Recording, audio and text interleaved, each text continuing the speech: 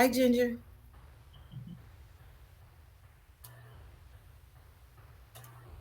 Hello.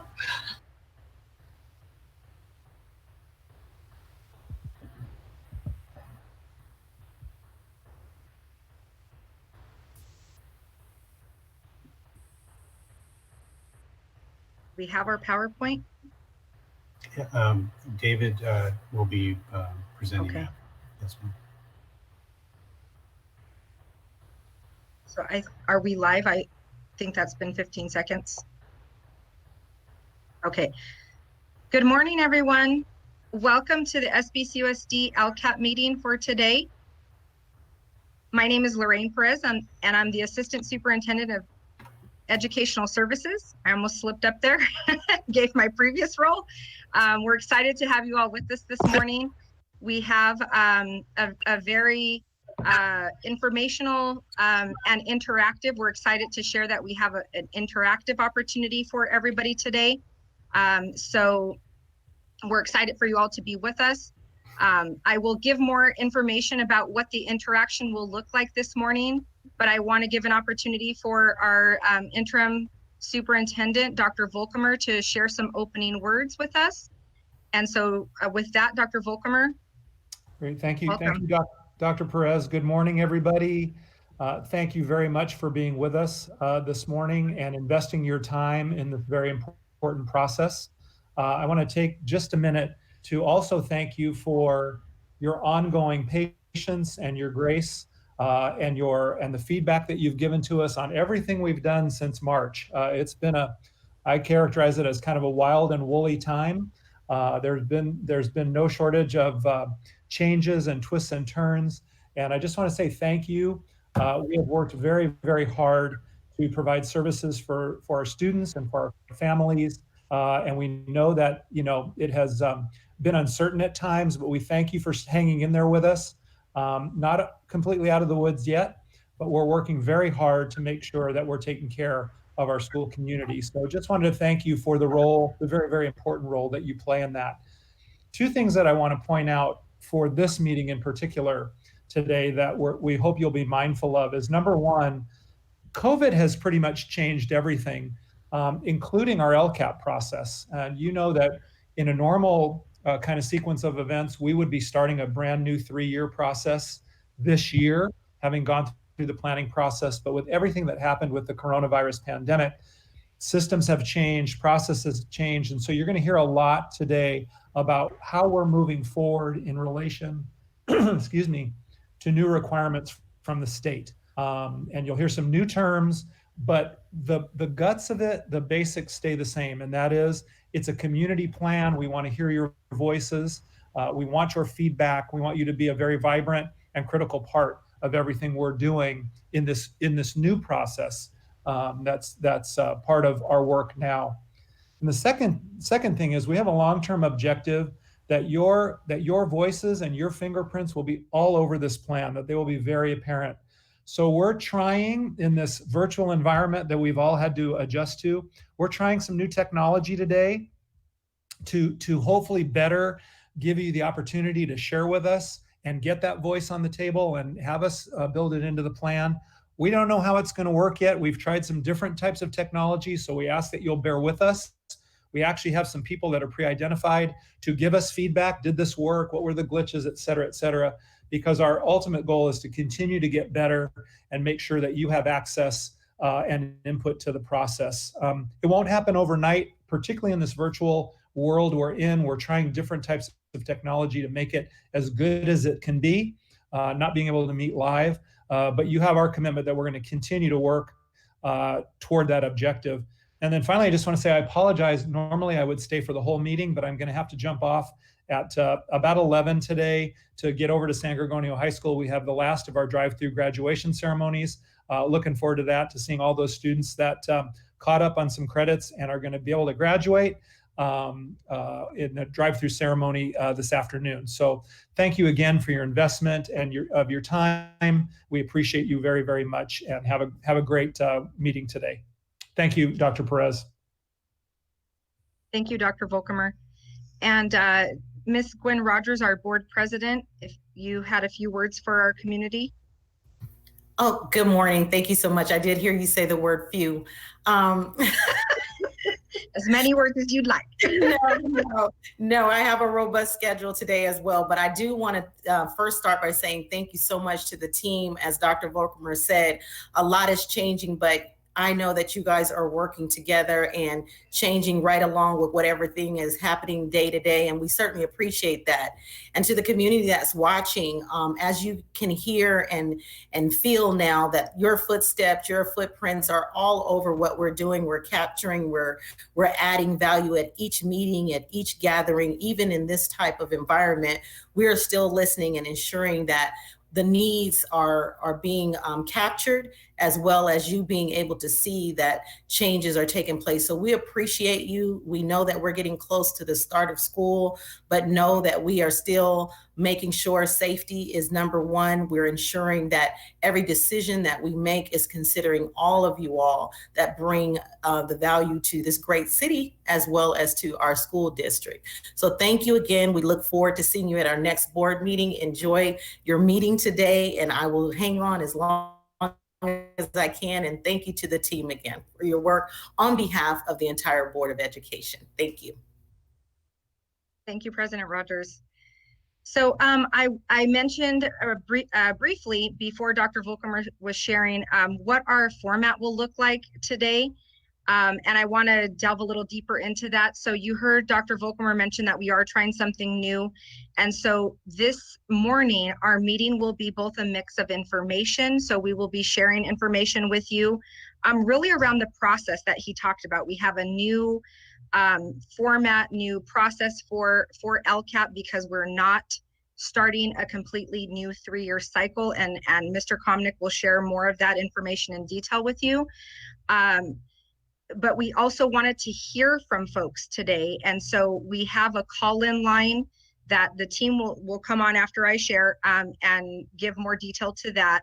But there is a call-in line where our community can actually call in, and we will have the opportunity to hear our community's voice. And so we will take a couple of questions that we will answer live. Depending on how many questions we have in that queue, we are going to take a couple live.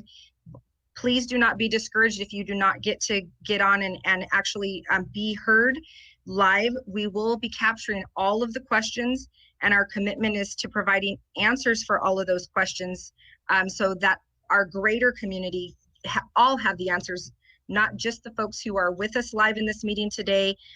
We're going to do that so people can stream the meeting later and have those questions in a hard copy on paper. So, you can share it with your neighbors and everybody in the community all have the same information. It's really important to us that we do that.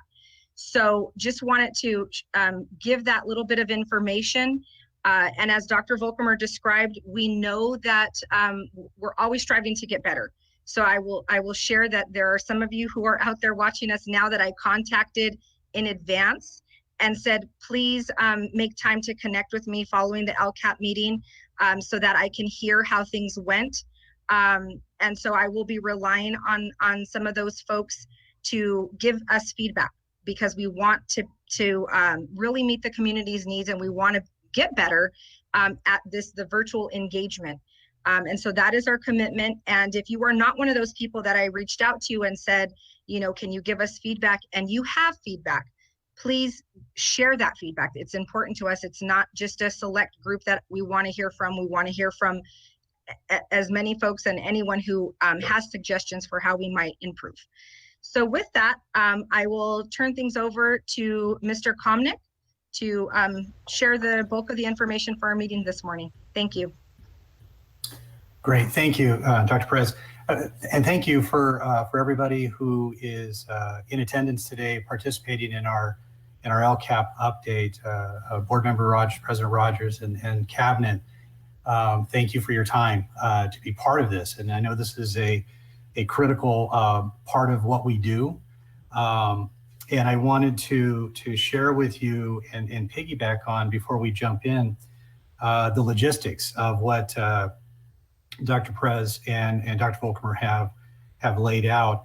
This is a new venture. We are trying to be reactive to the feedback we get. And if you think back to our earlier meetings and where we are now, we haven't stayed status quo. We've made adjustments along the way to hope that we provide the platform that is the best avenue for our stakeholders to be actively engaged in the process.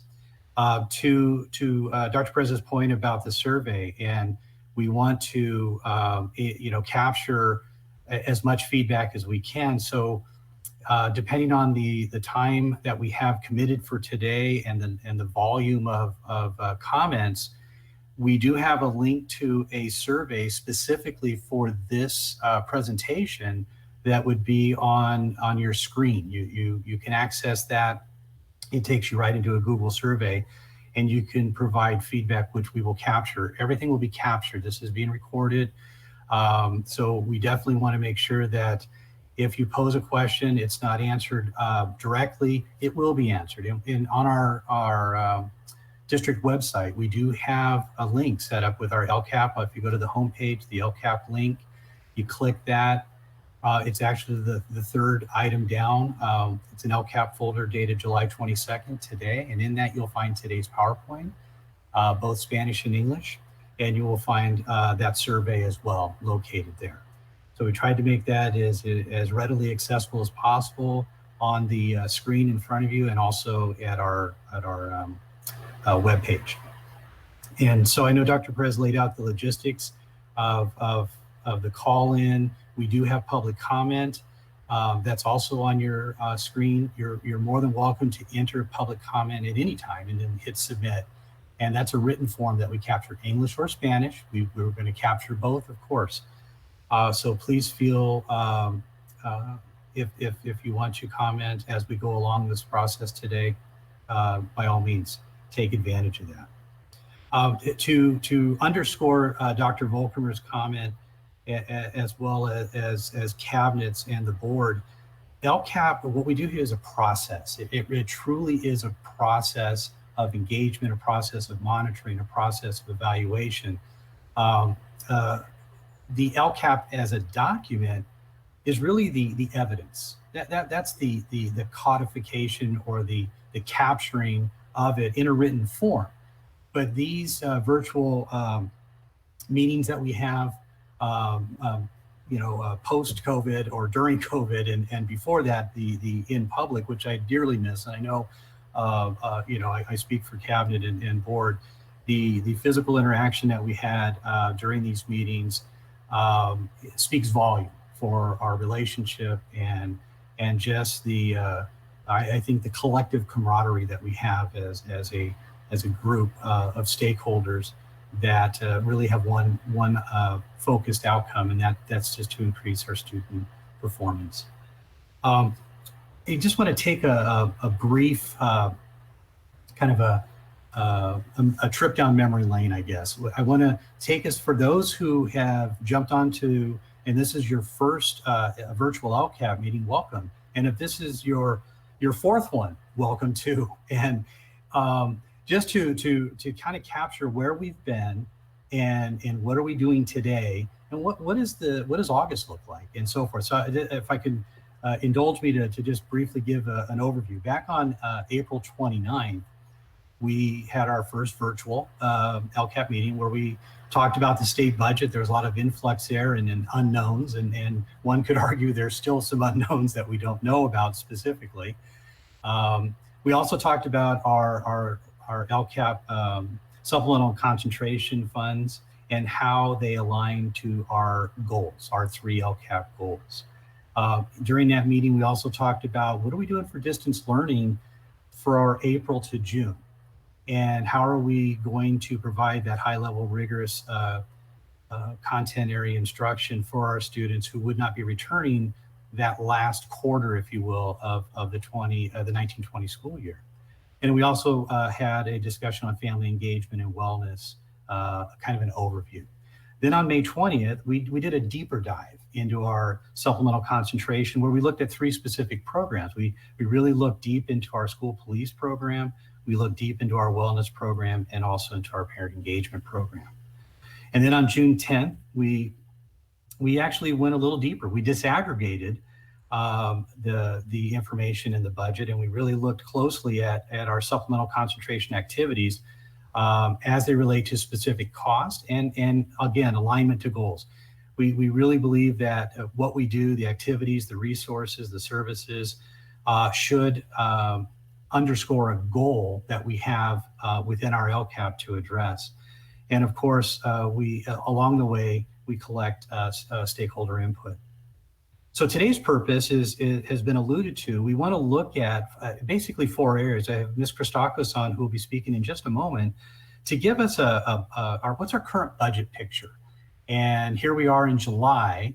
The budget was passed at the end of June, but we also know that there was some taxes that were, the tax deadline was moved to July 15th, and they're starting to emerge some details on projections and where we are with that. We also are going to disaggregate the survey data. We provided some Lcap survey information in June. We're going to kind of dig in that a little bit deeper so we can see, well, who are those stakeholders commenting, and exactly what are they commenting on? So I want to share a little bit of that. And then what Dr. Volkmer alluded to is that learning continuity and attendance plan. Here goes another term, if you will. And whether you look, however you want to look at this, that's Lcap. If you look at the acronym of that, but it's not the Lcap that we've become accustomed to for the past 6 years. So this acronym, Learning Continuity and Attendance Plan, is going to focus on some critical areas that are similar but different than what the Lcap typically would. So I want to walk us through the highlights, if you will, kind of the balcony level of what those topics are that we'll be addressing for that plan. And then I also want to share, what are we going to do with that at our August Lcap meeting? And I think that's the critical part there.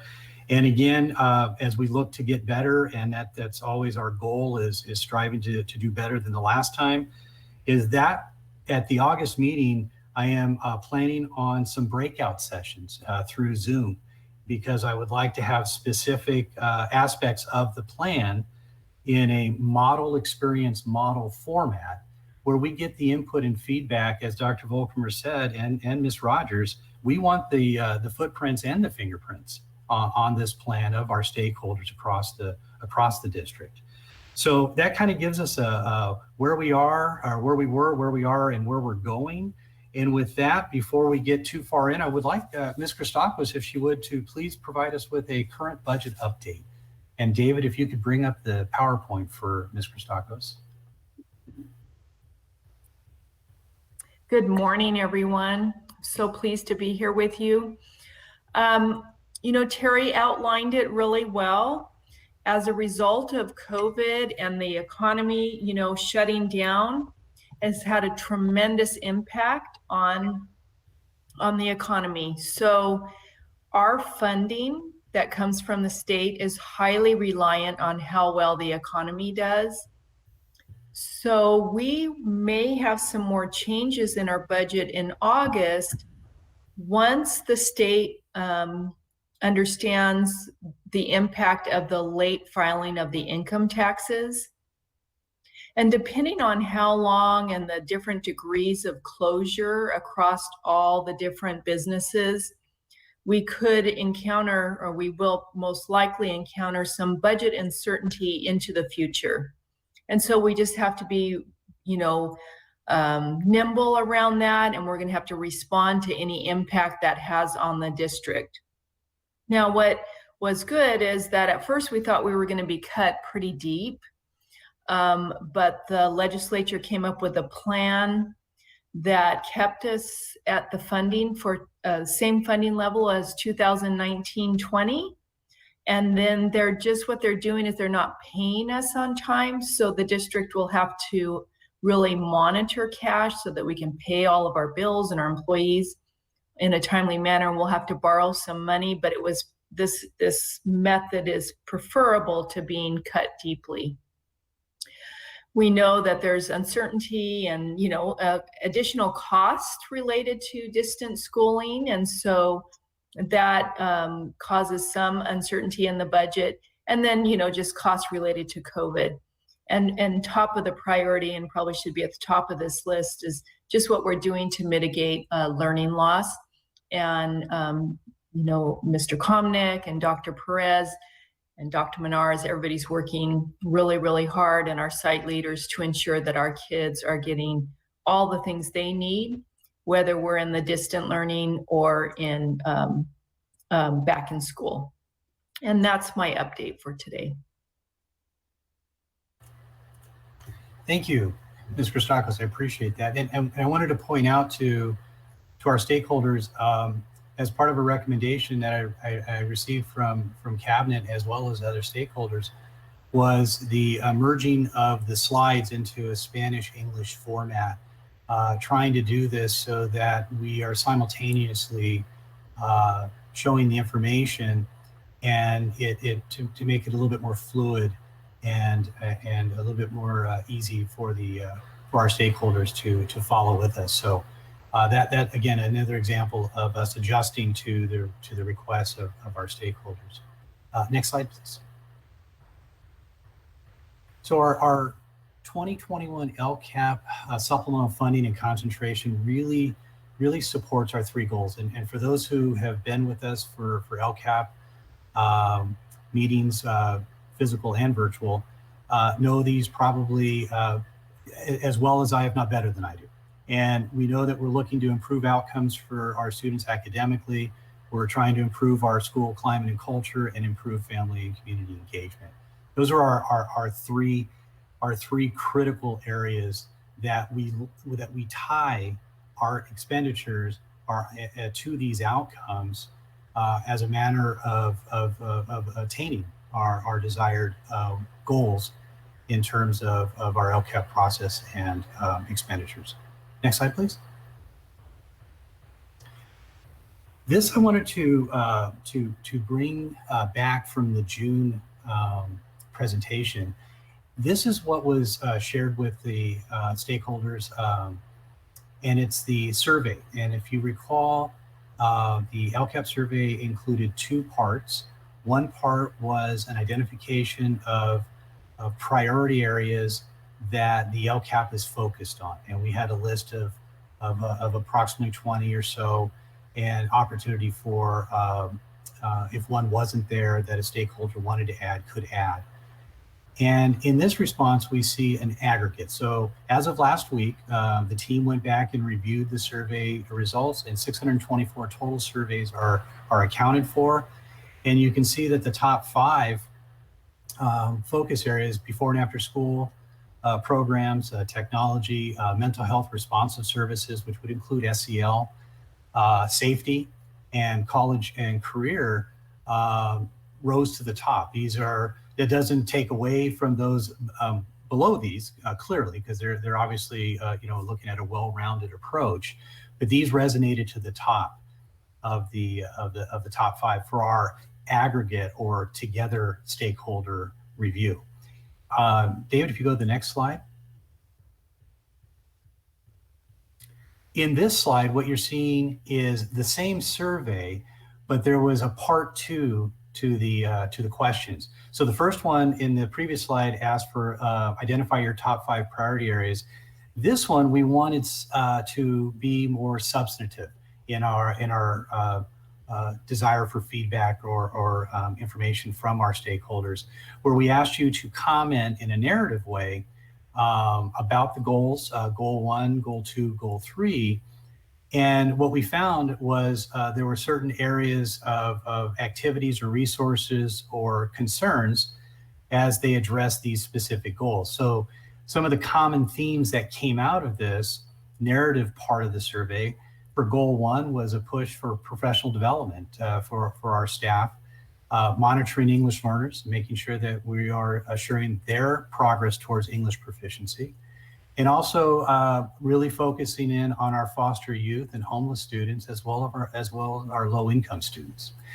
In goal 2, looking at school climate, and this takes on a whole new lens now through with our COVID event or situation upon us, is campus cleanliness, and that is a huge focus and now And not that it wasn't before, but it just takes on a whole new light, if you will, moving forward. And as Ms. Rogers talked about, in the eventual time that we are able to physically return to our campuses, this will be a critical issue moving forward. Safety resonated to the top here as well. Our PBIS, our positive behavior and intervention support, to provide that tiered approach to our students, not so much a disciplinarian approach, but this is to build our students' capacities in terms of problem solving.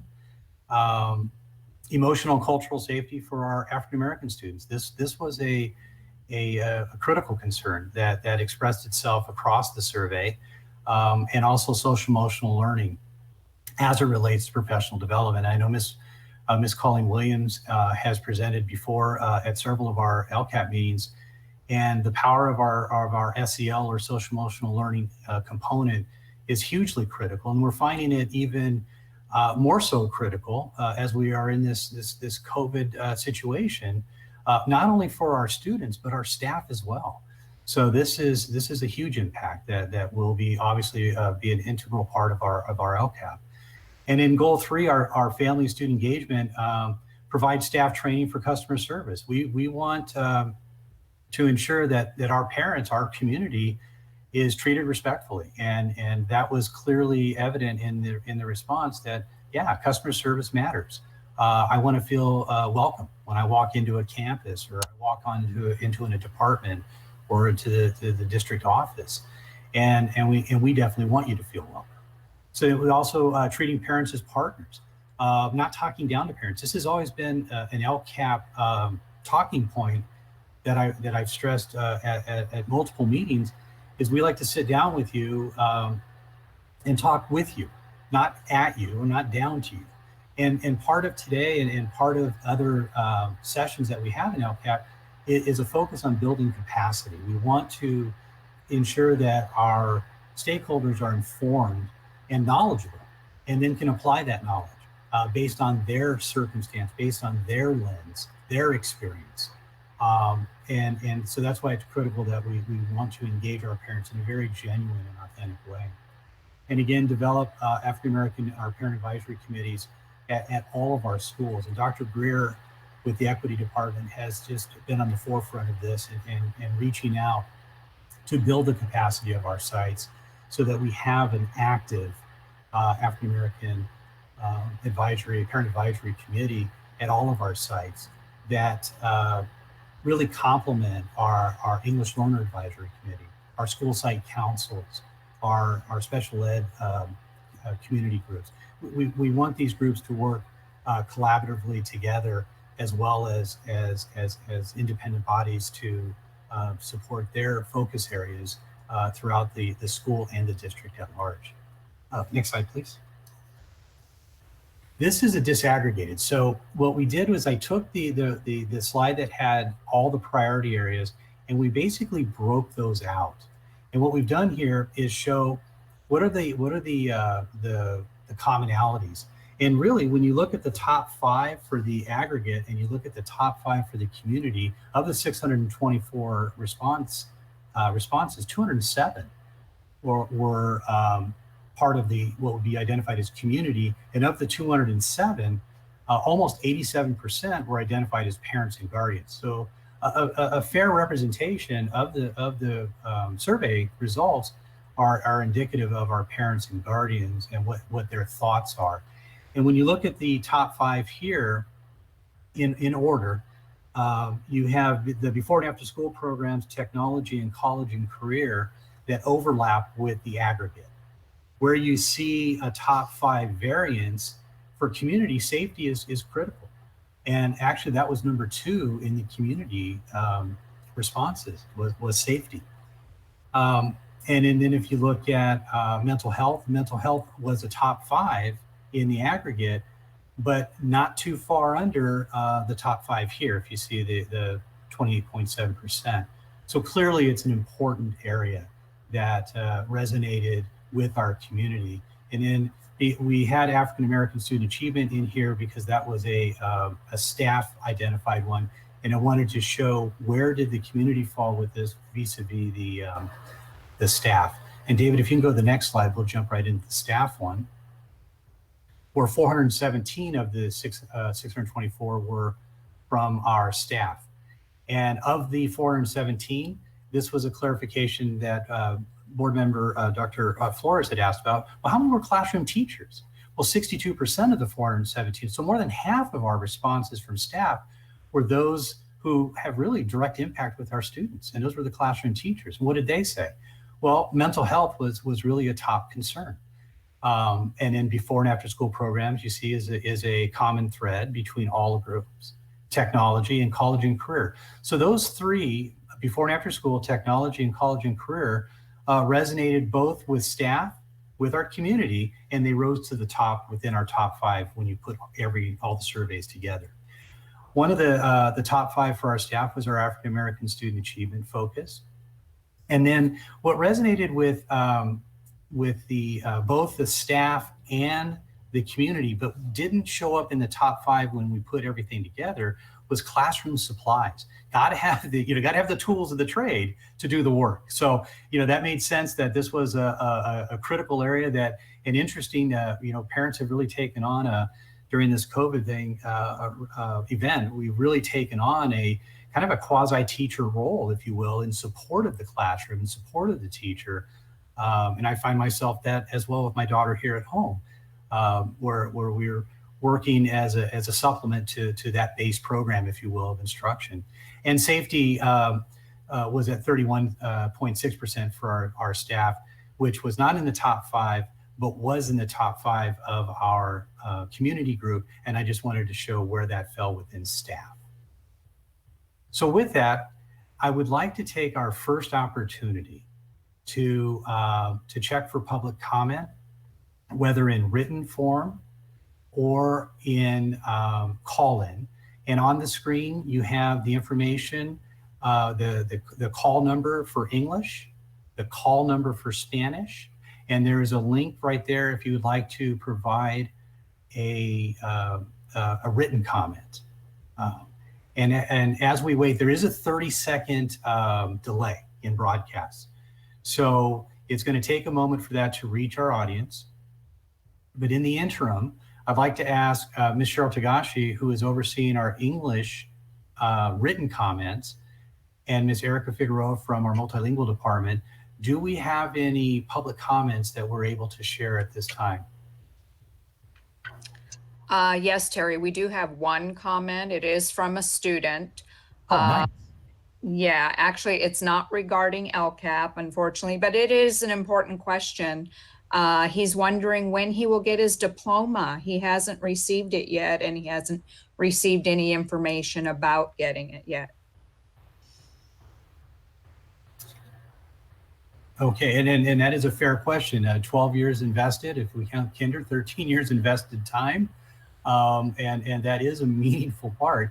I can definitely follow up with that, and we will. I'll get a response to. I believe those might be mailed out, but I'd like to get clarification on that and provide the most accurate response I have. We have recorded that question, and we will follow up with it. Ms. Figueroa, do we have anything, any comments from our Spanish stakeholders?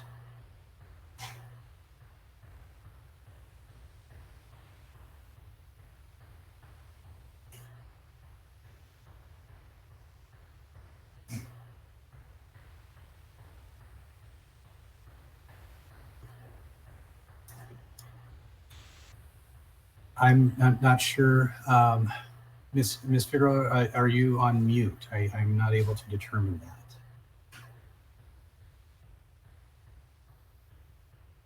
that. Terry, this is David. I do not see her in the meeting, but I can assure you there's no Spanish comments in the written format right now. Thank you. David, thank you for clarifying that. I do appreciate that, sir. Do we have any call-ins in the queue that we can address?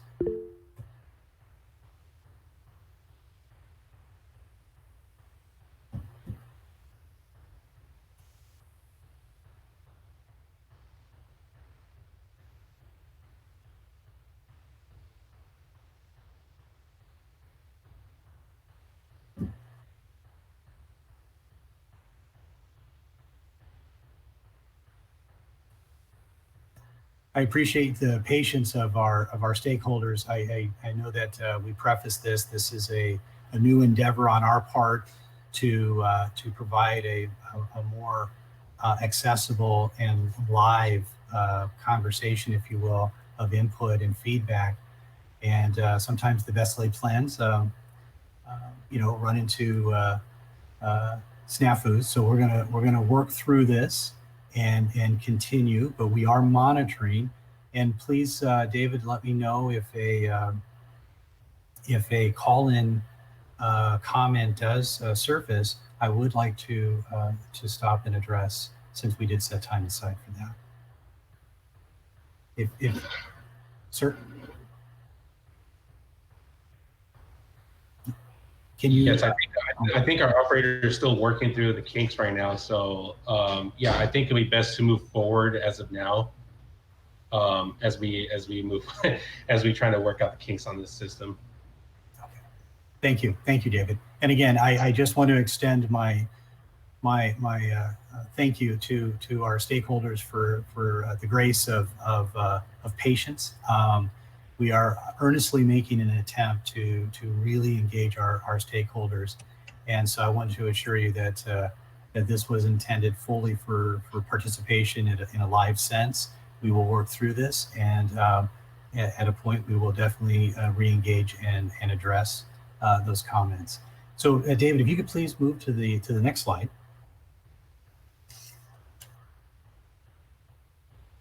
Okay, so as Dr. Volkemer alluded to, this is a very unique year for Lcap.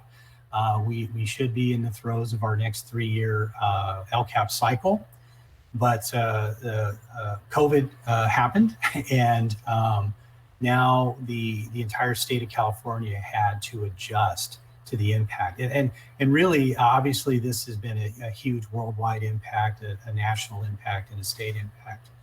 And clearly, it has resonated through the educational system, and we feel it directly in more ways than one, fiscally in particular, but our Lcap process. So I wanted to assure you that the focus of the Lcap process for 2021, the critical issue that the California Department of Education and the stakeholders and advocacy groups who provide input and feedback to the process are looking, at maintaining accountability. Accountability is a critical piece of this 2021 year.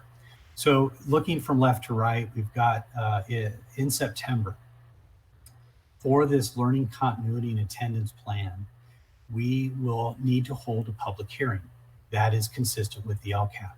So we will hold a public hearing on a meeting separate from the meeting that the Lcap, that the learning continuity and attendance plan will be approved. They cannot be held at the same meeting.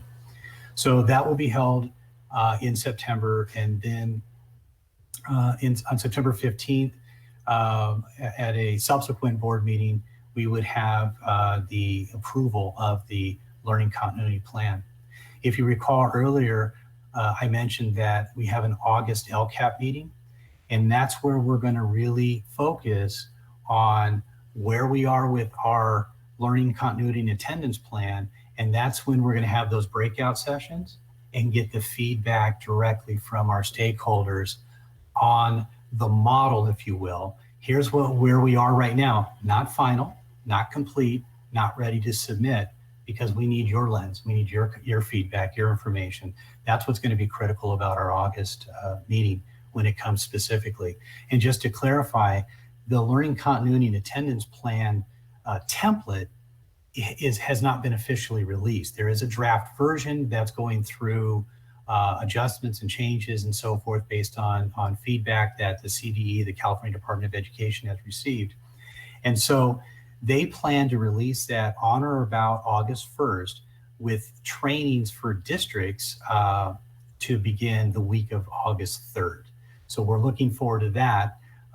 However, what we wanted to do today was highlight those topic areas that we will find in that template and start the thinking process, the thought process between now and August when we meet again, so that we have a good or a fair understanding of what's going to be in that plan. What are they asking us for? And also on September 15th, you'll see that there's a board presentation for our what's called unaudited actuals. So this is all of our expenditures from 2019 and 2020, and that'll be presented by Ms. Christakos and her team to the board as well. A busy night on the 15th. Then a short time later, 3 months into December, we've got the budget overview for parents. And for those who are really LCAP savvy, you're saying, oh, well, that's the BOP, the BOP. And you're right, that is the budget overview for parents. And that's a summary overview of the district's budget as it relates to LCAP and supplemental concentration funds. That didn't go away. That is a requirement that stays and will be presented on or before December 15th during first interim. So there will be another budget presentation to the board in December, and this will be on the same date, on December 15th. Then when we, or on or before December 15th. Then when we get into January through June, this is where we will start looking at the next 3-year LCAP. So there isn't an LCAP as we know it for the past 6 years for 2021. The Learning Continuity and Attendance Plan, which we'll discuss in a moment, is going to be that plan. For 21-22 to 23-24, that 3-year cycle, that will be, we should be back on, and I say should be because it's hard to predict the future with the fluidity of this COVID situation. But that is where we're targeting to be back on track with our LCAP. And then of course, we'll have a revised template that should be released probably in January for us. So I'm looking forward to that. And of course, that is going to be what we do collectively as stakeholders, as staff, as union representatives, as administrators, classified, certificated. We're all stakeholders. Everyone is going to be part of that process as well. Next slide.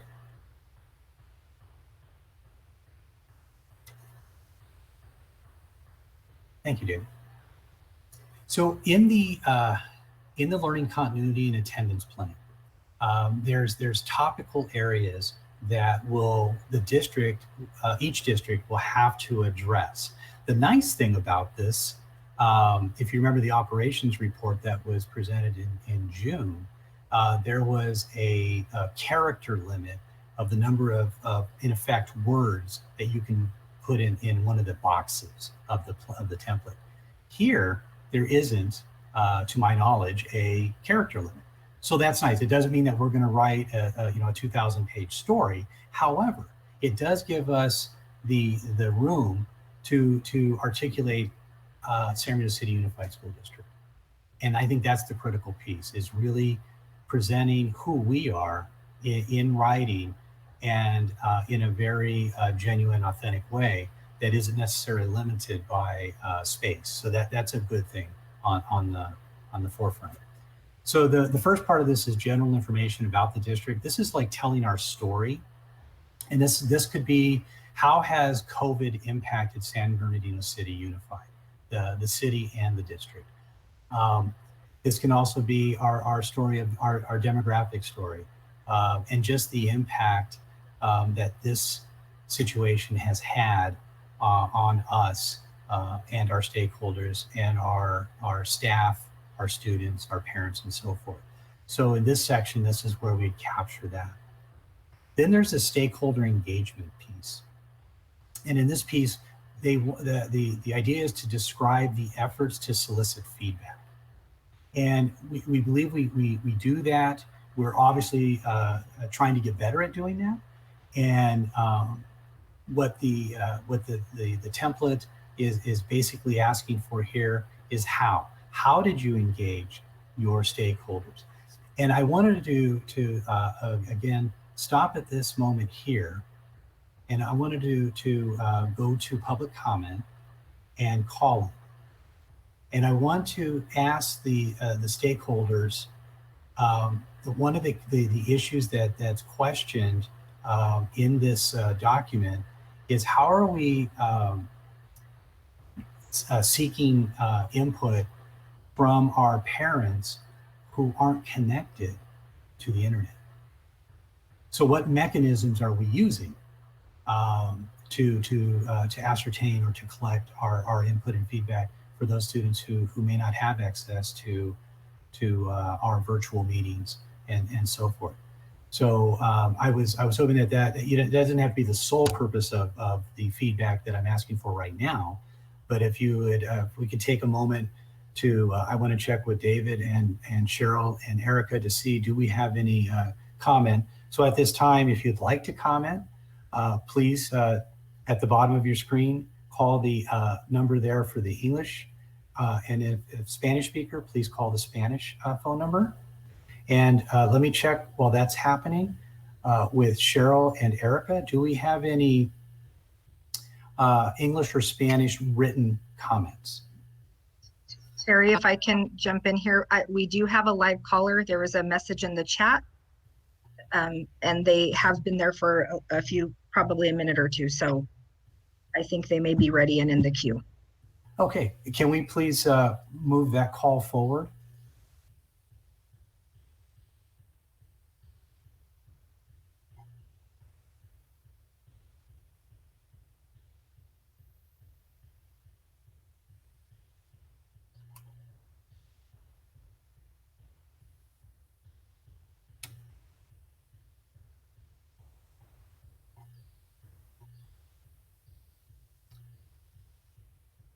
David, are we able to move that call forward to for live comment? I'm checking right now. Operator, are we okay to move forward with the call?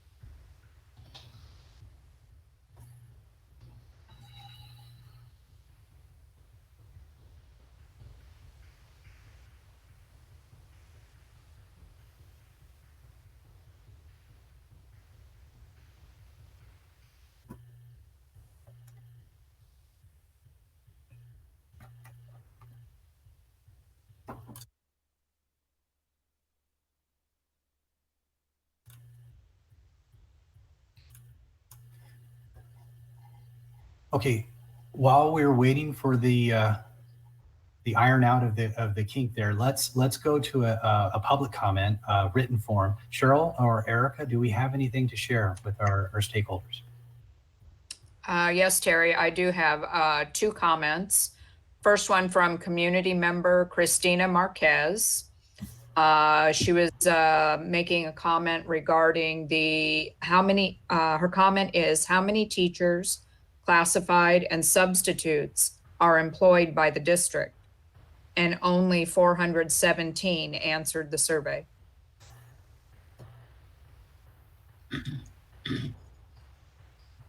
Terry, I can take that question. Thank you, Mr. Halverson. Yeah, thank you, Christine. We did send out a survey approximately 2 weeks ago. There are about 3,000 certificated members. That includes teachers, psychologists, counselors. Just over 2,000 of them answered the survey. So we actually had about a 70% response on that survey. In terms of the classified, as I remember, we have around 2,400 classified members, and just over 1,000 answered that survey. So our substitutes certificated, we have around 750 substitutes, and classified, we have about 250 substitutes. The response rate for our substitute employees was not good. Probably off the top of my head, I don't have it in front of me, but I believe it was around 10%. So I hope that answers that question.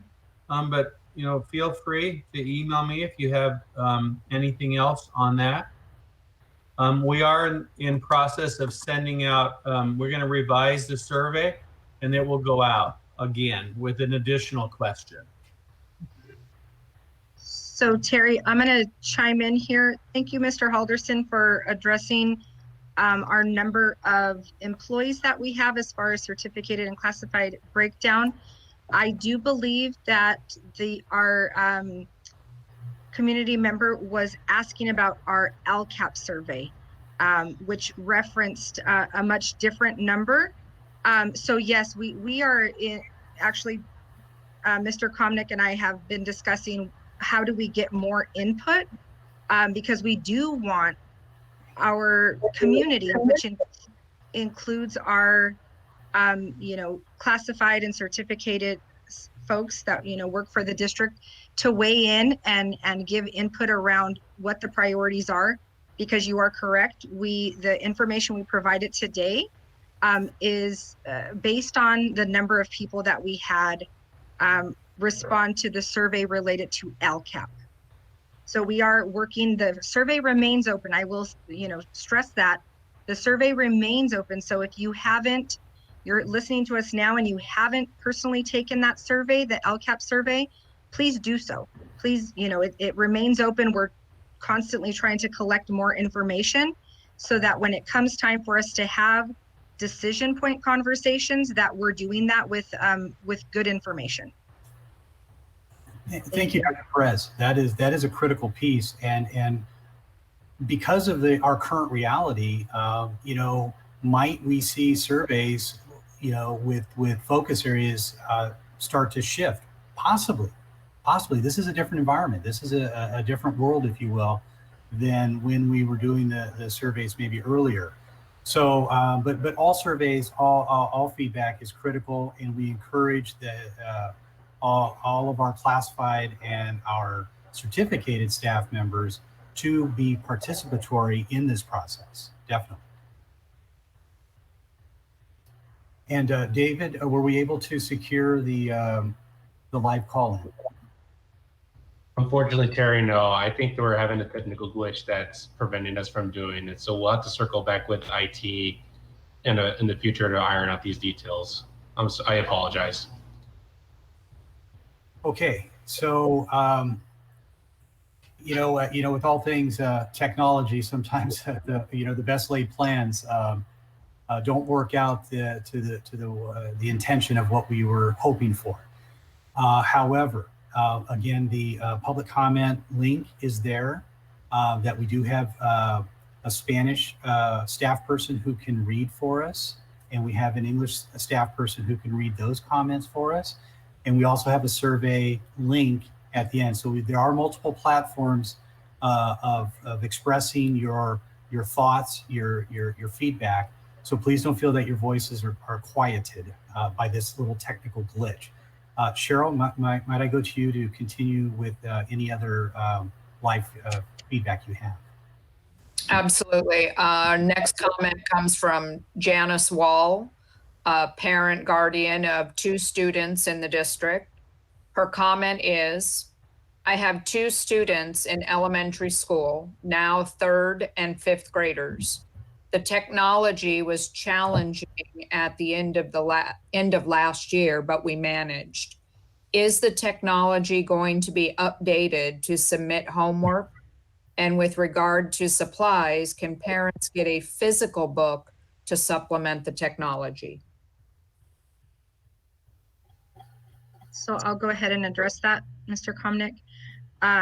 Yes, you can get the physical book or any textbooks that you need for your student. Please reach out to your school, and we have communicated this with all of our school site principals to let them know that those accommodations will be made for families who request the hard copy physical textbook.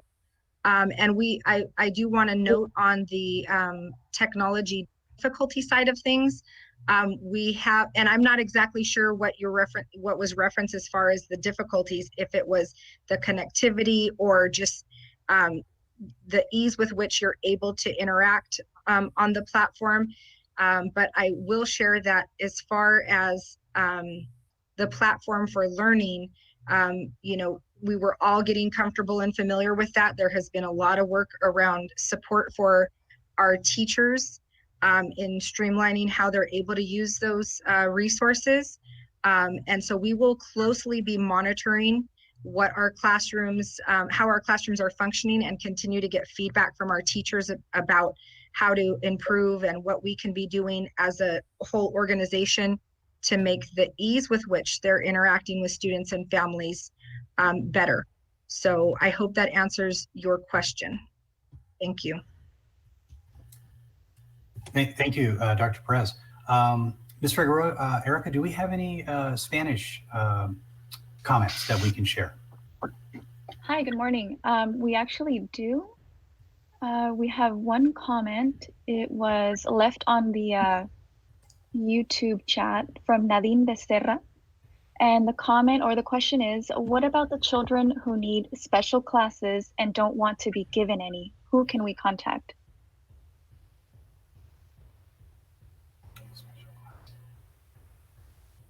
Dr. Monares, is that maybe something in the special ed realm? Maybe? I'm not sure. This is the hard part, right, of not being able to clarify from the parent classes, but they don't want to be. Oh, maybe that's where a child may not. So I'm going to try to interpret the question. I apologize for the parent if I'm interpreting it incorrectly. So I think maybe this is you've requested for your child to receive services through special education and they did not qualify. If that's the case, then you have two options. You can reach out to the special education department and you can ask to have a alternative dispute resolution, which is just a fancy word to say have a meeting with the director of special ed and review the assessments.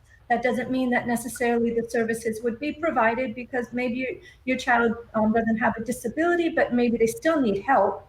And if they still need help, then we would want you to reach out to your principal and ask your principal to work with your teacher and you to further support your child, especially during this very different type of teaching and learning right now that we're getting ready to go back into again. So if it was an assessment and your child did not qualify and you disagree with the assessment outcome, then you would reach out to special education and they would sit down with you and review the assessments and then explain what your next steps could be in the special education world. Or if you your child did not qualify because they do not have a disability, that doesn't mean that they cannot get support. It just would not be in special education. You would be working with your school to receive any kind of interventions or additional supports at the school through your classroom teacher and any other additional people they have on campus to help you. So I hope that gives you some direction as a parent. Really good question. Thank you. Thank you, Dr. Menards. I appreciate that. Cheryl, are there any questions in the queue before I move forward? Yes, there's one more. This one went to a YouTube comment, and so I have that in front of me now. This is from a parent community member, Kat Castillo. It's two parts. First part, for over 6 years, I've been listening to the district talk about developing African-American advisory committees for all of our schools, and I haven't seen anything change. The second part, at a high school, SSC comes first, and other committees are not allowed to have any input since everything has already been decided by SSC.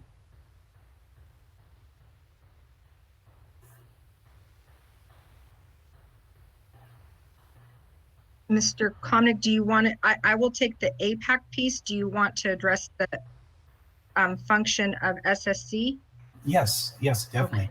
Okay. So as part of the School Site Council, they are required to receive input from other parent advisory groups, not just our English Learner Advisory Committee, but also our APAC or any other parent groups that might be on a given campus.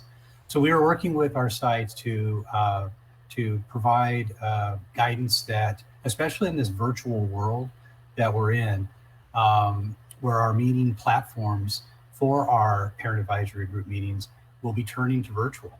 And so we definitely need to have their voice, and I'm talking about other than SSC, before a decision is made.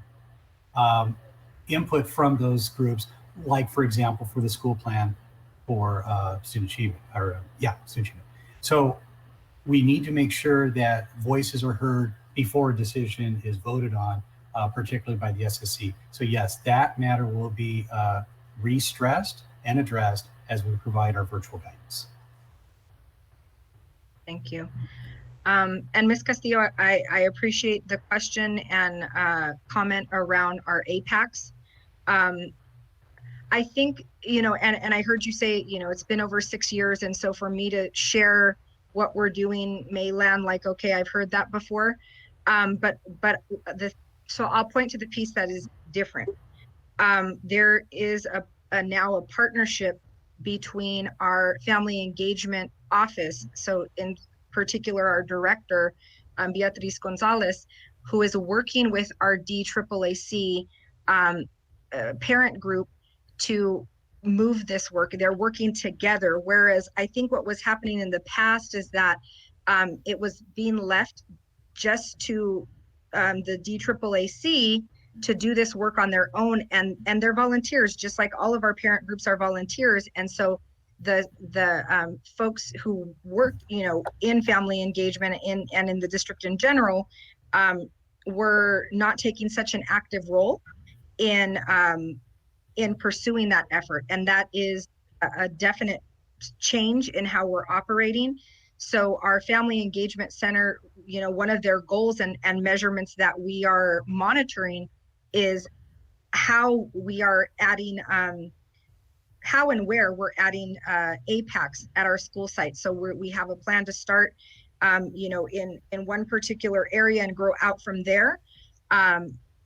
So I hope that helps bring some clarity to your question and your concern. And it has been our concern, like you said, for quite a few years. The approach is different. And so we believe that will get us different results. And we will be monitoring it very closely to ensure that we are getting the results that we think we should be getting based on how we're approaching things. Thank you, Dr. Perez. So we'll move forward, and then we will once again check the status of our input, our live input. With regard to in-person instructional offerings. So this one is going to look really different than what we are accustomed to or used to. And with the governor's presentation last Friday, I believe, we heard the impact that this will have across the state of California with regard to physically being able to return to our campuses. So starting remotely at the August 3rd when school begins, the in-person instructional offerings will not be in place yet. However, this is part where we will describe what that will look like as we move forward. So this is a projection of what we plan to do based on guidance from the CDC, the health department within our San Bernardino County, the health department within the state of California. So there's going to be a lot of consultation. Dr. Benares and her team has led a huge effort in obtaining input from our stakeholders, community, teachers, and so forth, classified staff as well, and in how this is going to look. And really, and I believe Ms. Rogers said this at the beginning of this, is safety.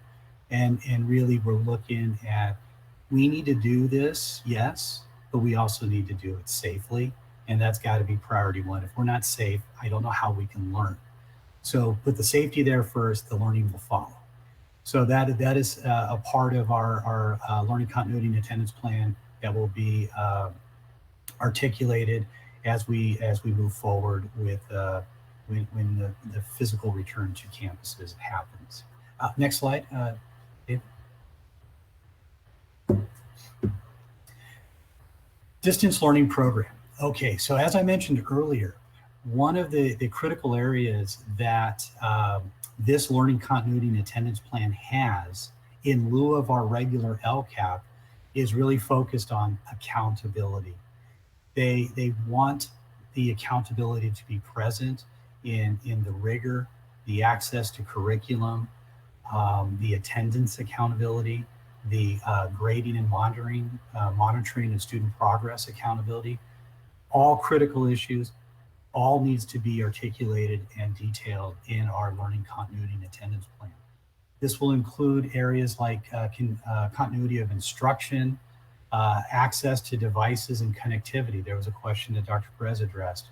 And, you know, you really have to look at our board with absolute high regard for their vision to see that technology was a critical piece for our students before COVID. I mean, you talk about being in front of this and not having the knowledge of what was before us. I think it just says volume, speaks volume for our board and cabinet to be cognizant of the need for our students to be part of the 21st century learning, which includes not just the device, but the connectivity. And with device, you know, I know I mentioned earlier that Beatrice Gonzalez from our family engagement has really got in front of providing workshops and trainings to our parents so that they can be partners in the educational process at home with technology. For a lot of us, and myself included, technology, there's a learning curve here. Clearly with what we're going through today, there's a learning curve here. So, you know, and we're not above the learn, you know, it's can we reduce the curve, you know, and I've taken the vernacular from COVID, but I think definitely it's a critical piece to work with our parents, to work with our guardians of our students, to ensure that they can be an assisting member at home as well. And it helps them empowered. It gives them an empowerment to work with not only their student, but with us too. So it's a win-win. Pupil participation and progress. I mentioned that about attendance and accountability. This is a critical piece to ensure that our students are receiving the rigorous curriculum, full content areas within the curriculum, the scope of a regular day in the classroom, if you will. That may look different than what we're used to. And, you know, for us, it's a shift in approach. And I think, you know, the goal in mind is to achieve this high rigor, high accountability. So although it might look different, the outcome is designed to meet the expectations of not only the plan, but of what we hold for ourselves and what we hold and want for our students to be prepared. Distance learning, professional development. Again, critical piece. This is a huge curve, not just for our students, not just for our parents and community members, but for our staff as well. Going from what we were doing in the classroom to full online. So it's a huge shift, and to Dr. Mitchell's credit and cabinet's credit, Barbara Richardson, in really getting us with Mike too in IT and informational technology, really helping us develop those opportunities for professional development for our teachers. Staff roles and responsibilities. In COVID, things look different, and they're very different in a lot of ways. So how might that look for our staff, and how might that look for the roles and responsibilities that they have? So those are considerations that the template asks us to expand on. Supports for pupils with unique needs, and I believe that was addressed by Dr. Benares in part, that we really need to look at our students of greatest need. Might that be our special needs students, our English learner students, our foster youth and homeless students, to ensure that we don't skip anything in the course of our programming, of our instructional program, that leaves these students behind. We need to ensure that the activities and programs and services that we offer keeps them as if they were in the classroom in a physical sense, so that they are accessing the curriculum consistent with all students. and then the related actions that support these things to come to fruition, if you will. What services, what activities might be needed in a distance mindset in this virtual world to ensure that these are happening until we get back to a physical sense of instruction, however that might look and whenever that might happen. So we really have to be flexible. We have to be obviously patient. And as this unravels and plays out, we see guidance that adjusts itself within a week. So we want to be on the forefront, but we can't be too far ahead because of that things might change. So we have to be flexible and nimble enough to adjust. And I think that's one strong characteristic or aspect that our district, our board, our cabinet, our staff and students, the resiliency, the tenacity, the grit. They like to talk about grit. And I think we embody that as a family, as a San Bernardino community. And so with that, David, please go ahead and go to the next slide.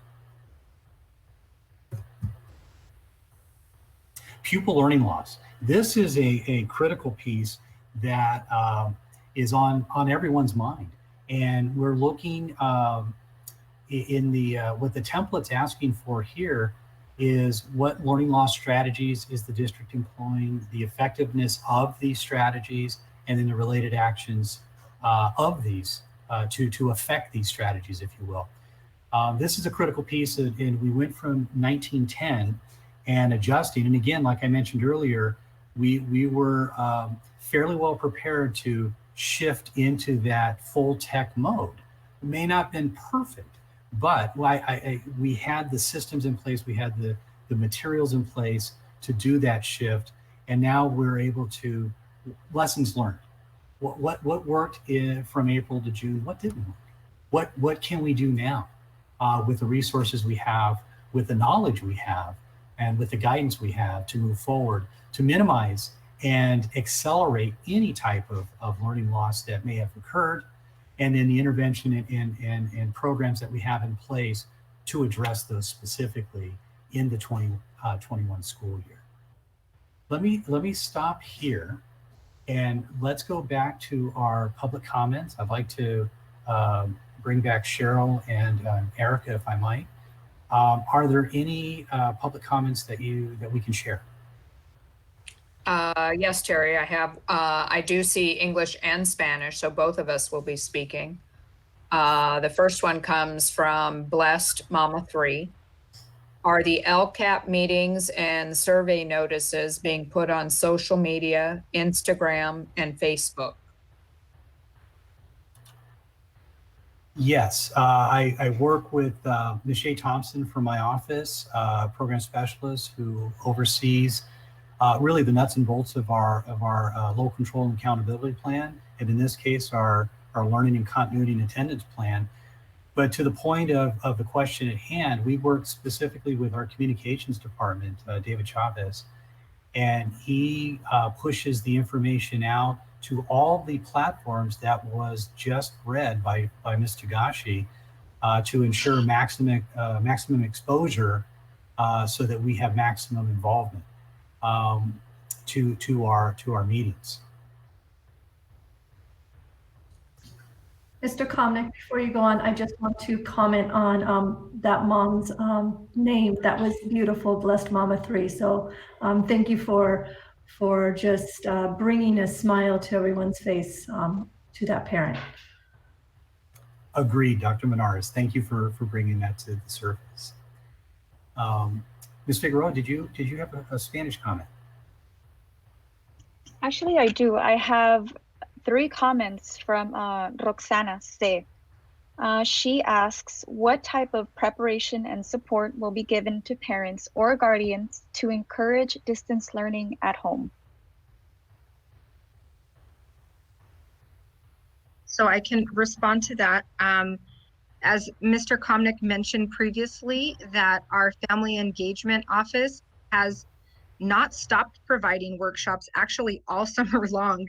As soon as we went into the distance learning format, We were quickly working with our educational services team so that the information that parents were getting was actually mirrored to the information that our teachers were getting. So essentially, we're helping our educators and our families speak the same language.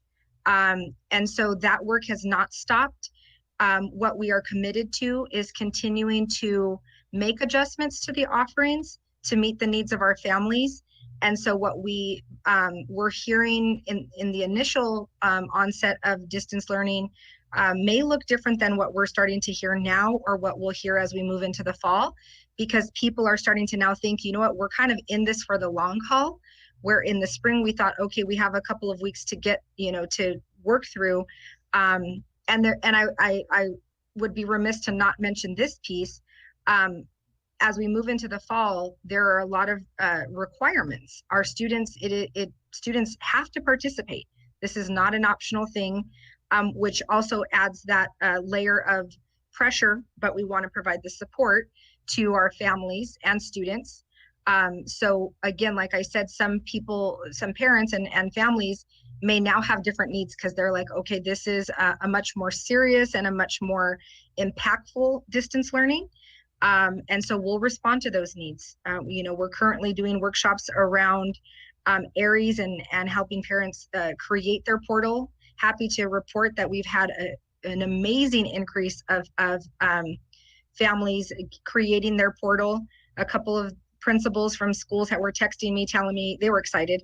I have almost 80% of my parents now have a portal. So that was our initial support, but we'll continue, to learn what the needs are and create workshops and supports for parents to match those needs. That is our commitment.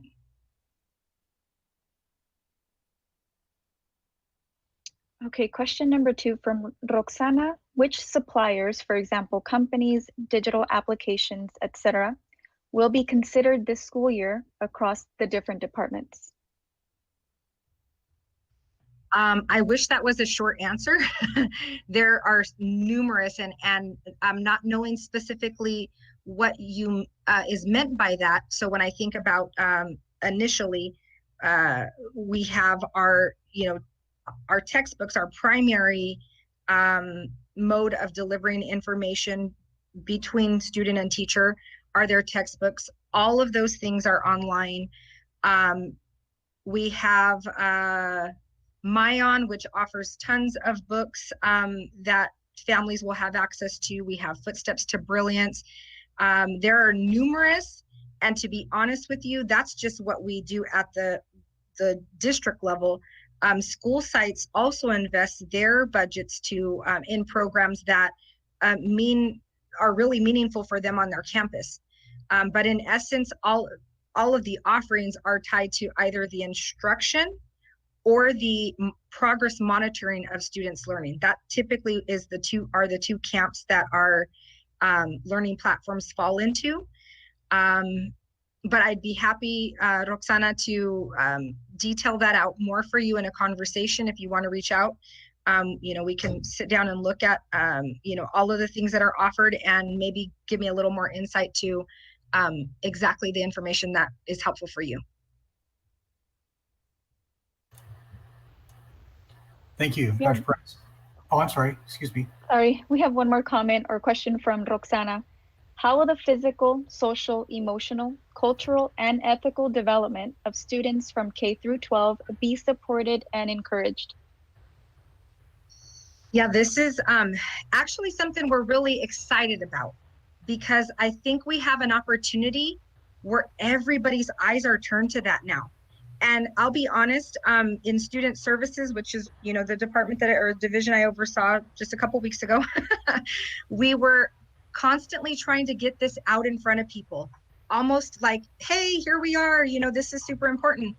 But something really has come out of all of the crisis. We have both our social unrest, which is part of the crisis, our health crisis, is that people are turning their attention to this and saying, this is important. So we saw that and had been preparing for that prior to COVID, but this is giving us a lot more attention. It's exciting, like I said. So we have very clear and intentional work with the leaders and the educators that is happening, and some things have happened.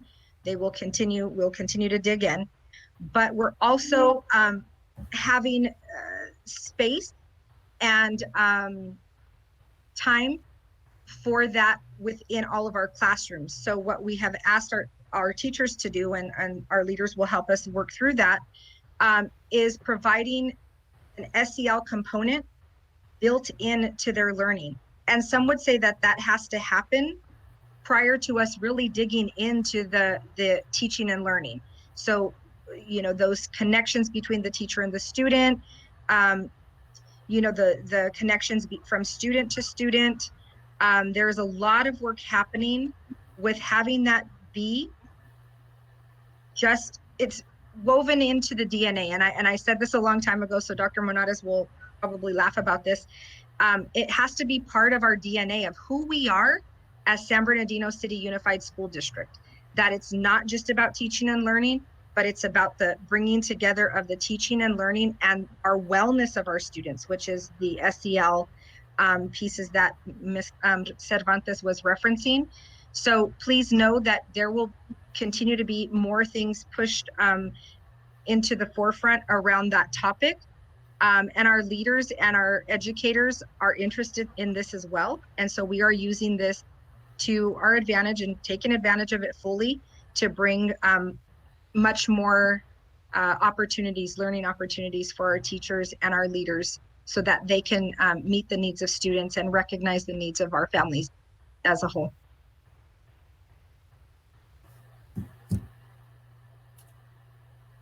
Okay, thank you, Dr. Perez. Before we move on, Cheryl, did you have a public comment to read? Yes, from Zulma Lugo. Her question is, what about new student and enrollment? So I will address that. And again, this is the challenge of, I'll give you the overview. I'm not sure when we're saying what about it. The new enrollment will happen online. That is, we've moved to that platform. And so if there are any difficulties being experienced, we have our enrollment center. I believe that's on at a fingertip right at the front of our SBCUSD website now, because it's that time of year and most people who are going on are looking for, how do I enroll my student?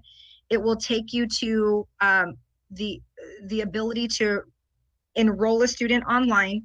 But if that is not a level of comfort that you have as a parent, or there's a hotline also that you can call.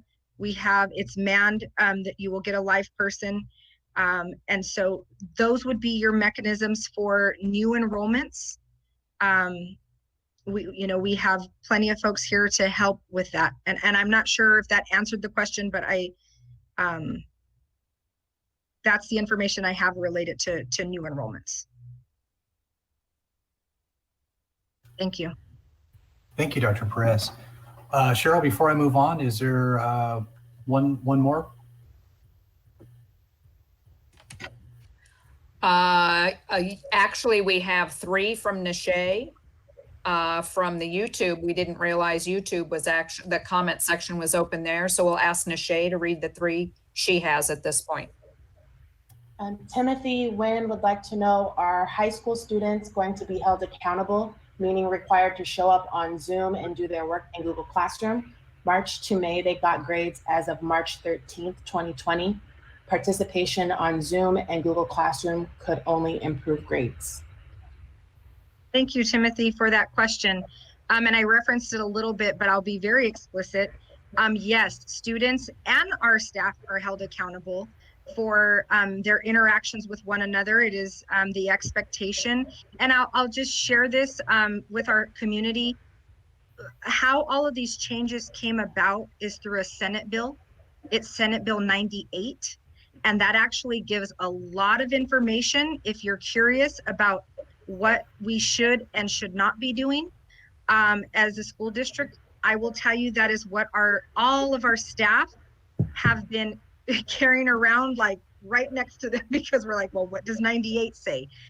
Because that's what we're held accountable to as a school district. And so I want to, you know, be very, very clear that what families experienced in distance learning in the spring will be very different than what you experience in the fall, because there is the accountability piece, and students are expected to be in their classes every day, and there's an expectation of live interaction between teachers and students every day.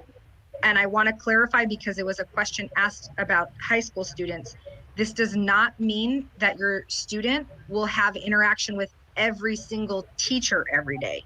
What it means is, and the schools are creating their schedules, and this might be a lot of detail, but as a parent, it's helpful for you to know.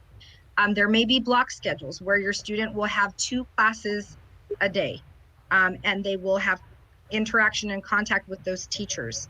So I want to stress that I don't want there to be the misperception out there that, oh shoot, you know, our district isn't doing everything that they should be doing. My student didn't see all 7 of their teachers on Tuesday, for example.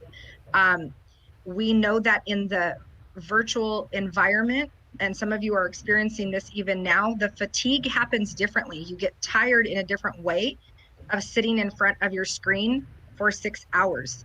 And like, you know, that's not healthy for a learning environment. You know, students will check out, and I'll tell you, you know, my own nieces and nephews are like, I cannot be on that computer in a classroom for, you know. So we're creating our schedules to accommodate the best learning and what we know about student learning. So please know, you know, like I said, again, the distance learning of the spring is not what we will experience in the fall. There is a lot of accountability and, you know, quite frankly, an obligation that we have to serve our students. That's our job. Dr. Perez, I would just add to that, just for further clarity, the expectations of students to have live interaction and the grading is for all grade levels, parents. So I know the question came in and it was specific to high school, but it is for all grade levels. The law, the Senate bill requires that. So we are talking our TK students through 12th grade. Of course, it looks different, the time is different, but it is for all grade levels. So as a parent, all of your youngsters need to be logging in. Thank you. You're welcome. Nishay, did you have one more, or am I okay to move forward? Cheryl actually has one more. Oh, okay. Thank you. Cheryl. Thank you, Terry. This one comes from a parent of students in the district. Name is Mayra. Her comment is, I've been trying to call. I understand you are having technology difficulties, but I am pretty frustrated right now. I am a working parent that would like to be involved, and I left my job for 2 hours just now to be able to participate. And as you probably know, I cannot call and watch since I only had access to one device. Also, it is extremely difficult to type everything that I want to say, and it often looks really long, whereas if I could just call in and speak, it would be much more convenient for me. I also could not text and drive. Anyway, aside from all that, thank you for having a platform for us to participate outside of board meetings, to communicate and ask questions. My questions revolve around the specific breakdown on the areas and amounts monies are going. Also, what concrete services in the district providing that these monies that we can access for our students at our own school sites, because these services are only in theory. We need to be able to hold individual schools accountable for these services that they ought to be providing with these monies. I am extremely concerned about 3 main areas. That is after-school programs, but actual quality after-school programs, not just a subpar babysitting program. CAPS people are often on their phones, not really engaging students after school. I am also interested in parent-family engagement services, again, quality programs that allow for a safe, open, and honest way to interact with schools and district so that we can be better, more educated parent partners. Last but not least, academic progress and behavior supports. We need better tiered systems for these areas, and I want to know exactly what is available and who is responsible for providing these, and when it does not happen, who do we need to contact?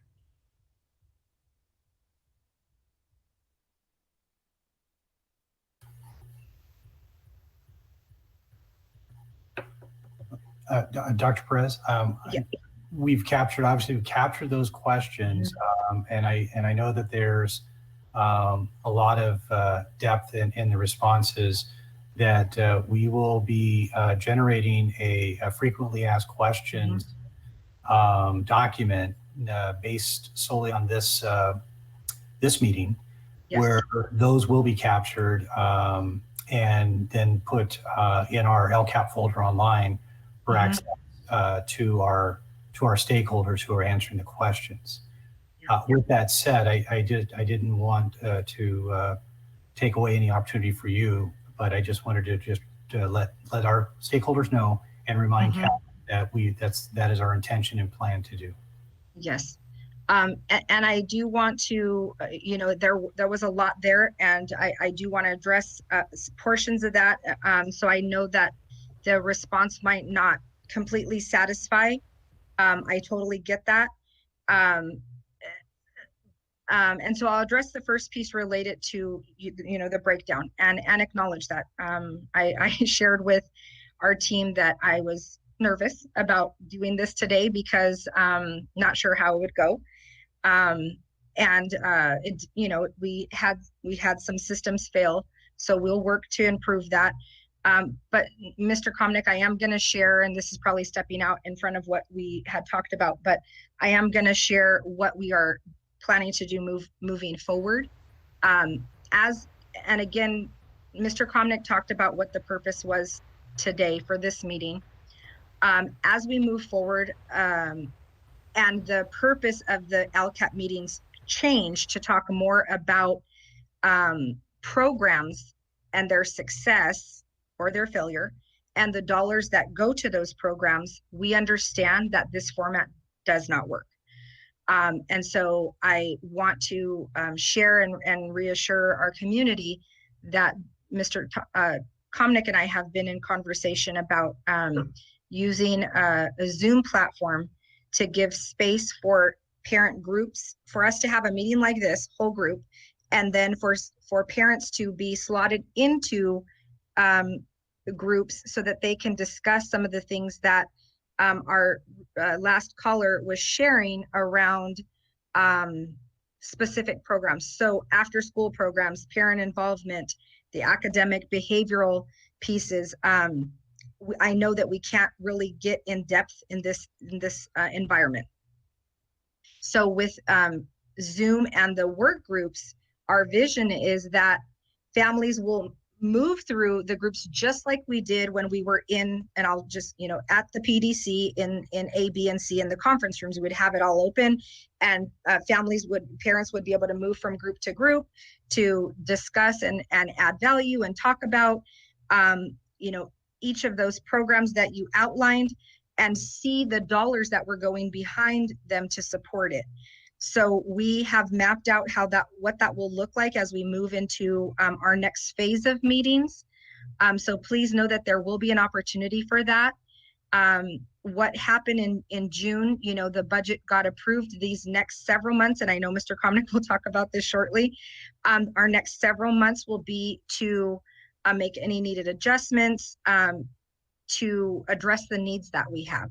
And so I want to point us and keep our focus on the 3 goals that we talked about at the very beginning of this meeting, and have our entire community focus on how we accomplish those goals. and let that be the driver. Let that drive our conversations. What do we think is going to get us this safe school climate and culture? And then map the dollars to that. You know, just in all transparency, I want us to work from the goal and how we're going to measure that, and then align the dollars. It doesn't make sense for us to do it in the opposite and talk just about the dollars. We have to be measuring just like we do with our students. And we say these are the standards they need to meet for this, you know, this school year. We have to have a clear measurement. How will we know when that's successful? What will be indicators for us as a community when we have climate and cultures on our campuses that are safe and welcoming and nurturing? What will that look like? So laying that out, and then being transparent in how we measure that. So I know that's a long answer to your comment and your question. I apologize, but I felt like it was a very appropriate time for me to share what the vision is as we move forward, so everybody knows that we're not sweeping anything under the rug, and we're not, you know, not coming back to that conversation. But the purpose for this meeting today was very different, and Mr. Komnick laid that out. We will be moving back into that phase of where we're talking about the goals explicitly, how we measure explicitly, and how we fund explicitly. So, and that will address the after-school programs and the quality. I agree. We need to be looking at quality of everything we do, our parent and family engagement, and the academic and behavioral pieces. Thank you, Dr. Perez. And to just add to that, she's absolutely correct with the desire to, when we plan these meetings, we think, what do we do physically? How do we make that virtual? And it doesn't cross over very cleanly. And so with the technologies that we have and the platforms we have, what Dr. Perez just articulated for our next steps, I think, are going to meet those needs of those small breakouts. I miss the opportunity to say at your table group with your elbow partner, because there's power in that. There's power in listening and hearing and sharing interactively and collaboratively at a table of folks we may not know. And I think that's where we see their lens, or through their lens, in what is it that we're trying to accomplish. And to Dr. Perez's point, letting the goals drive our decisions and tie in resources subsequent to that. So it does, where our needs assessment plays into this. What's the data telling us? And then what is necessary to address that data gap or that data need? And then we identify what that resource is in terms of an activity, a service, or a program. And then we've attached the funding to that. But I think the critical piece is what's our goal? It's kind of like that backwards mapping for a teacher, or backwards planning for a teacher. What do I want the students to walk away from out of this lesson? And then you work backwards in that planning process until you get down to the nitty gritty of, well, this is what I'm going to do on this day or that day to get to my end result. Same kind of principle, but on a much larger scale. But again, thank you, Dr. Perez, for elaborating on that. Please, David, if you go to the next slide. Part of the learning continuity and attendance plan, where the key issues of mental health and the SEL, social emotional well-being of both students and staff have to be articulated here. A very critical piece already in our district. And again, one could argue that with the oversight of Dr. Menares and Dr. Perez, and working with the director, Colleen Williams, our emotional support, student support department is critically ahead of a lot of other areas for other districts, for that matter, that I think provide that necessary support to our kids and our staff.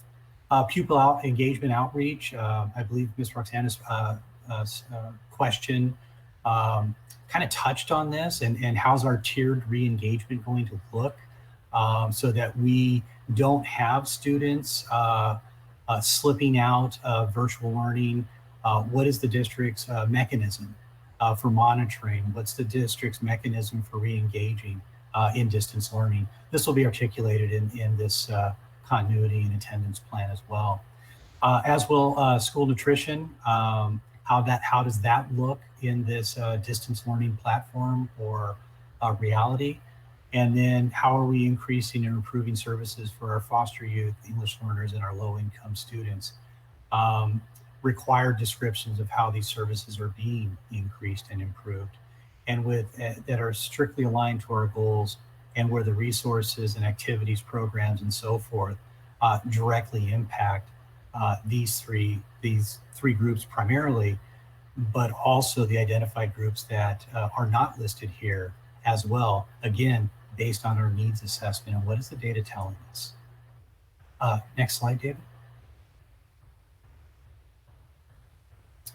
Okay, so I believe Dr. Perez alluded to this, and I just want to expand on this about our budget committee and the shape and how this is going to look as we move forward through the development of our LCAP between now and with December. So what we have is we have these budget committees in place, and we're looking to collaboratively identify and create actions that will result in streamlined, efficient systems that are going to look at targeting and reducing our deficit spending. And I know Ms. Christakos presented this in the budget, or has talked about this to the board in particular, about the revenues that the funding that we receive versus the expenditures we have. And when the expenditures exceed the revenue or the dollars coming in, we have a deficit situation. And if it's just in a given year, that might be just a deficit spending situation. If it's an ongoing pattern, we might look at things structurally. And where we're looking here is with the onset of COVID and the impact that's had on our economy, on tax revenue, and so forth. It's what do we need to do as a district to be poised and in the strongest position, streamlined position, to provide the most effective instructional program for our students in support of our staff and parents in the delivery of those. So it's a critical piece, and we have a variety of folks who will be part of this budget committee, and it's broken up into 3 areas of focus. David, if you can go to the next slide.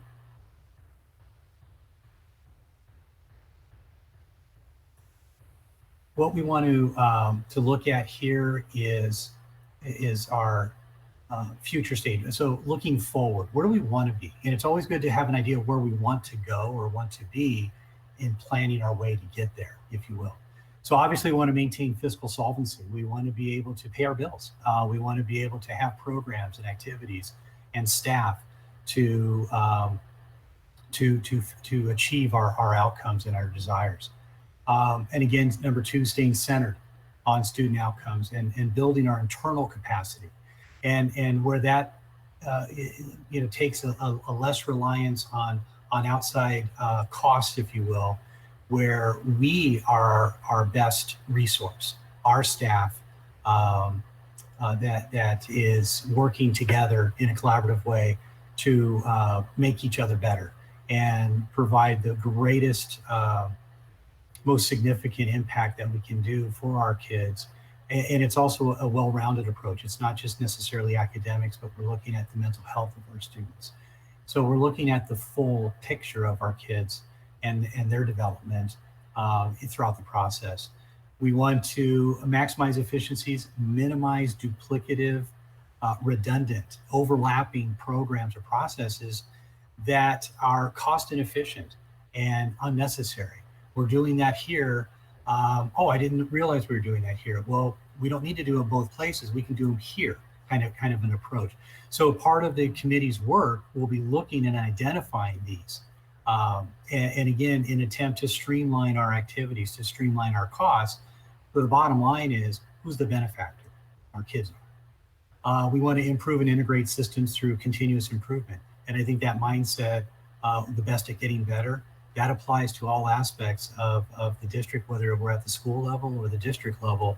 We work at a continuous improvement mindset to constantly get better.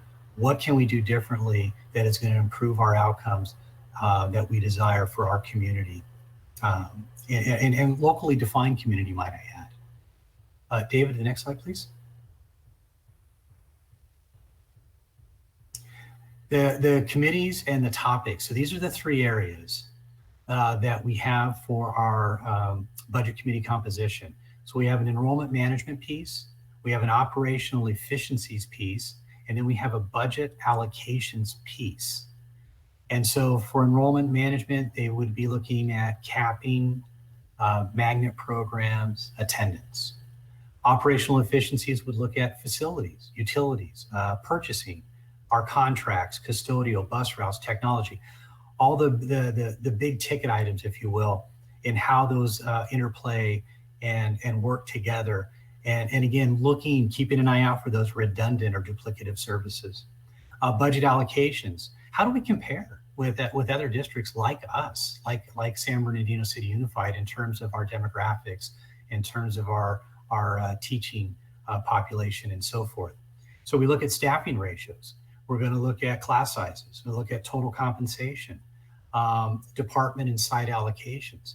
And I think that to that last question from a stakeholder that Dr. Perez addressed, I think there's a place for our stakeholders to be part of. And you can see in the stakeholder column who makes up these committees and who are the competition. We have students, parents, leadership of our unions, administrators, but also we want to engage our parents. And that's the point of today and why I bring this to you. I know this was talked about by Ms. Christakos at earlier board meetings and that this was coming.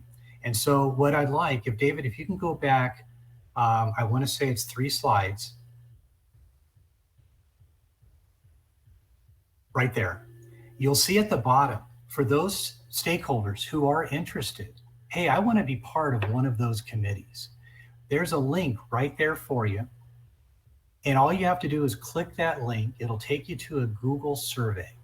And you just give us your name and your contact information so that we can work with you to help us together with this budget committee process over the course of the next several months. This isn't a one and done thing. This is not a one meeting and we're out. This is going to be a process that we want to work together.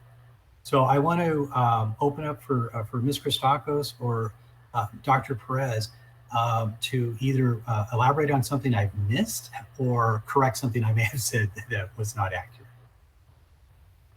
Thank you, Mr. Komnick.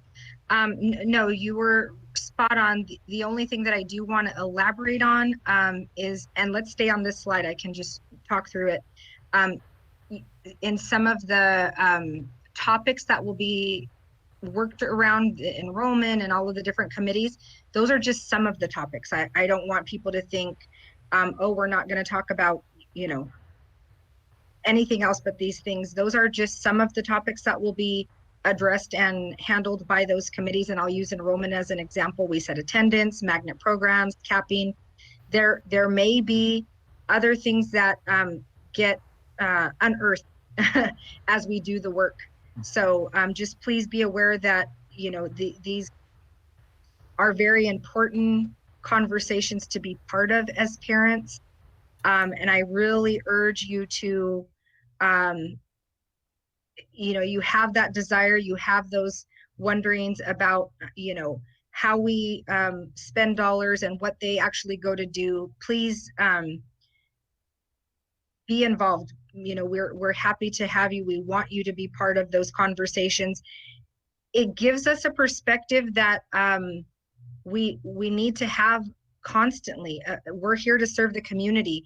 What is it that the community are seen as needs? And as much as we are in the community and are part of the community, not all of us live in San Bernardino, and so we might not see everything that you see or have the intimate interactions that you do with your neighbor, and you hear something that they are talking about and sharing as an experience from their own student, and you serve as that ambassador for us. And so I just encourage you to get involved.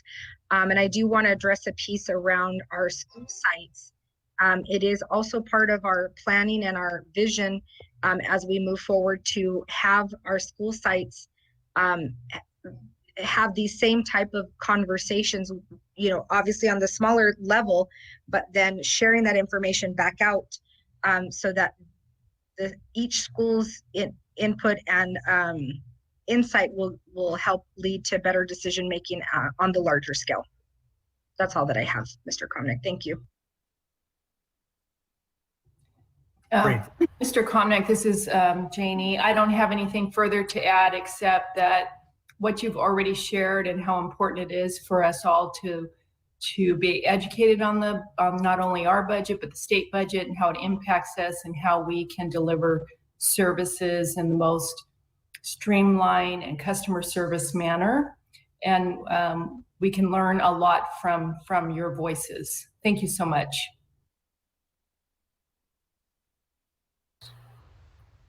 Thank you, Dr. Perez and Ms. Christakos. I appreciate that. David, if you can just go to the last slide. We were just about to hit slide 17, and that would be next steps.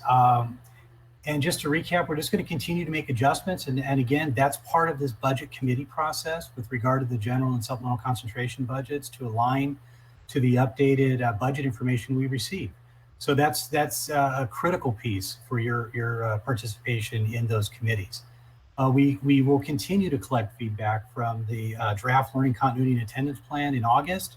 We will continue to collect input for programs and services within supplemental concentration budgets. That was a reference from Dr. Perez to our Lcap survey that is still available for you to comment on. Our next Lcap meeting tentatively is August 26th, next month, from again 10 to 12. I just want to confirm that date, but that's the hard date that I have right now. Obviously, if things are going to change from that date, information will be shared with our stakeholders well in advance to accommodate schedules and calendars. So before we close, and I see we are close to our time frame, I would like to go back to Cheryl and Erica. Are there any comments to be shared? Terry, I have no comments on the survey for this meeting, but I believe Nishay may have some. Oh, thank you. Ms. Thompson, please. Tiffany Ganan would like to know who monitors the Instagram page for SBCUSD. Comments, questions are not being addressed and are being deleted. So Terry, I could take that. Ladies and gentlemen, I'm the multimedia manager for San Bernardino Unified, and my team oversees the social media platforms for the entire school district. So just to shed some light on that question, we do answer questions as much as possible based on the information that's given to us, but we are actually producing a more robust system to give you the most accurate information. So please bear with us that we are kind of vetting through our systems to make sure that we provide you with the most accurate information as much as possible. So yes, we are continually answering those questions as information is given to us. So please bear with us, and we'll make sure we'll give you the most accurate information. And as far as deleting the comments, I have a strong policy of not deleting comments, so I will look into that right away. But I can assure you that my policy is not to delete comments. So thank you for that. Thank you for that question, though. The next question is from Elizabeth Padilla Cisneros, and she says, what is the update on new student enrollments? With school starting August 3rd, I'm concerned my daughter will not get her place at our local school. I already completed her enrollment, but SBCUSD does not show her in the system. I called the hotline and they couldn't help me. As they said, Verdemont Elementary hasn't put her in the system. I've tried contacting the school, but phone number is never available, nor do they provide an email. I will follow up with that principal, and Nashay, if we can do this offline, if I could get that family name again, and then we can get in contact with that parent. We will make sure that we get a personal touch for that, and have the principal or staff reach out to that parent. Okay, I'll forward it to you. Thank you. And, no problem. The next one is from Keisha Williams McGee, and it says, if you guys aren't talking about funding, then it's not truly an LCAP meeting. It's very informative to talk about programming and what the school year's distance learning, but this is an LCAP meeting. You guys need to talk about the LCAP funding. This meeting should not be recorded in record as an LCAP meeting. It needs to be recorded as a programming meeting. Mr. Komnick, do you want to address that and kind of shed some light on the LCAP process? Yeah, thank you, Dr. Perez. The LCAP process is a very comprehensive, I want to call it an approach. I alluded to it earlier and stated that the LCAP is a process. And over the course of the process, there are a multitude of factors that are discussed throughout the year. And more specifically, the last 3 LCAP meetings was a lot of budget, a lot of supplemental concentration discussion with dollars assigned to goals, and then we broke it down each subsequent meeting. However, there are contextual issues that help us build our capacity to understand how the fiscal side fits in to the program side. And I believe it would be a disservice to our stakeholders if we didn't address the program side of our LCAP, the goals, because those align to our activities and our needs. What are our needs? What's the data say? Those are all specific elements that make up an LCAP in terms of the actual document itself in a codified form. That is the evidence piece, if you will, that demonstrates that whole cross-section of the process along the way. So to your point directly, yes, we did not talk about dollars and cents in today's meeting specifically.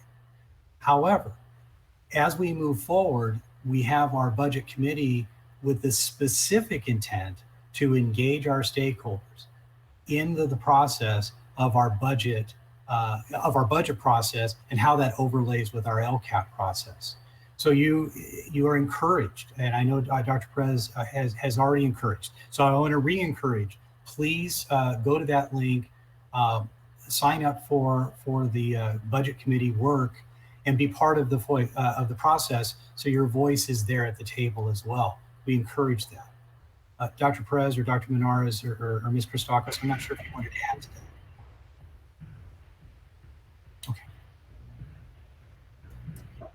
Okay. Ms. Thompson, are there any other comments before we conclude our meeting today? Yes, there are 2 more. One is from Brenda Zinger, and it says, will students be allowed to sign up for home and hospital this coming year, or will they just be funneled onto their home school's distance learning platform? Go ahead. So home and hospital do have requirements, and so we will continue to offer that. We would just need to have the medical documentation from the doctor in order to do that. So we would ask that you reach out to our health services department at our district office, and or you can work through your school site and the health assistant, I believe, or the nurse, depending on what level your child's at, and they will also help you through the process. So it is still offered to our families. We will always offer that. And there are just some slight different requirements, but if your child was on home hospital already, then it would be a matter of continuing that for them. So depends on where your child is in their actual experience around home and hospital, but it is an option. And so either our health services department at the district office or at your school, your nurse or your health assistant, depending on the age, grade level of your child, and or the principal can help you with that. The last question, oh, I'm sorry, Terry. No, please go ahead. The last question is from Alinda Ashley, and it says, is there going to be parent meetings covering how the dual immersion program will work with distance learning? Thank you for that question. And yes, exactly. That's a perfect example of us adjusting to what the needs are. So we've had a little bit of conversation around with our teachers around how distance learning, what that will look like specifically for our dual language program. And they have been teachers and leaders have been working through that. And so we will come alongside from family engagement and mirror those efforts so that we're again creating a common language between our families and our educators. So yes, you will, those things will be forthcoming because the support does need to look slightly different in order to have your child, you know, be as successful as possible with distance learning and the dual language program. Great. Thank you. Thank you, Dr. Perez. And before we close the meeting, I wanted to definitely extend one last opportunity to our board president, Ms. Gwen Rogers, if you had a closing comment that you would like to share.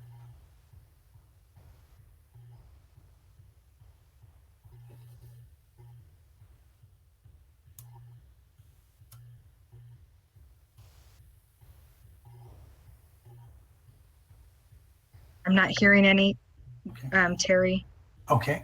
I don't know if Dr. Perez or Dr. Volkmer, Dr. Menars, if you wanted to have a closing comment or. I believe Dr. Volkmer's with the superintendent's grad. I've gotcha. Spoken enough, I'm sure. Dr. Monadas, would you like to have any closing comments? I'll just thank the community for being a part of this and community meeting. I love it when our students are engaging with us in this platform, as well as our parents, our community members, our staff. Just thank you for being a part of this. We keep saying we miss you, and we really do.